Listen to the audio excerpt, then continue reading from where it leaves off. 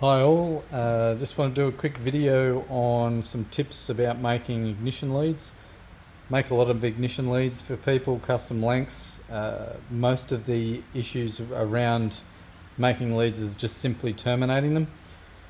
A couple of things to remember when you buy a universal set of leads or make your own leads. They come with a variety of different terminals, bits and pieces. They also come with a little die set to crimp your terminals. I don't use those die set. I have a proper set of crimpers. You can buy a set of these crimpers. These are the Aeroflow ones. You can buy these on eBay for around about the $50 mark. Suggest get yourself one of these if you're going to make your own leads. They're brilliant for stripping and crimping. They crimp the right way around, which has got the double hump at the top and the smooth surface at the bottom and the stripper at the front here. They work very well. Great tool to have in your toolbox. Okay, the couple of tricks when you figure out your length and you strip them off. Once you strip the outer casing off, you're left with this fiberglass inner. So the fiberglass is insulating material, so you want to get rid of that. You don't want any of that insulating your center conductor against the terminal. So just snip that off or cut it off with a pair of cutters or a Stanley trimmer. The other thing that most people neglect is this center conductor can have a lot of this material on it, which is like a black leftover silicon from what was part of the insulation.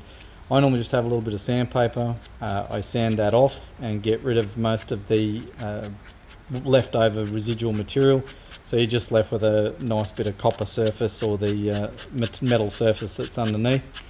Once you've got that done, you're ready to go. I just normally, if there's any loose strands, I get rid of that. Grab your terminal, you fold it in through 90 degrees like this, slide the terminal over the top. I normally give it a squeeze with a pair of pliers just to hold it in position, and then I get the crimper and do a simple one-shot crimp straight over, and there you have it, perfectly crimped. Next big drama that most people have is getting these little suckers on and off. Spark plug boots, whether they be 90 degrees like this or straight. You can try pushing them on. They'll often get stuck. The silicon of the lead and the silicon of the boot rub on one another and they just stick like shit to a blanket. You can't get it in or out, and it doesn't go all the way in and seat properly home for you. And sometimes you'll have it sitting on the piss on an angle when it does go in, and then you can't get it clipped in properly, so it can be a real pain in the bum. The very simple answer is silicone spray. If you put a small squirt of silicone spray in the end of the boot, I get any excess and I put it on the terminal face itself, and that will simply and quite easily then push straight in. You can push it all the way home, and even if you did get it slightly on the grog, you can give it a twist and you'll get it nice and straight, so it'll go straight onto the spark plug boot.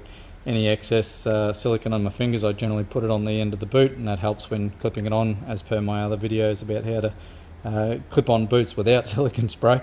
But the silicone spray has another effect to the lead, is that being silicone, it's water resistant, and that forms a seal around here, so it stops moisture from getting into the lead itself and affecting the end of the terminal, which can corrode quite badly and produce a hell of a lot of resistance on your lead and give you a misfire or a fouled plug. That's it. Make a few little steps there that might help you make ignition leads a little bit easier. Cheers.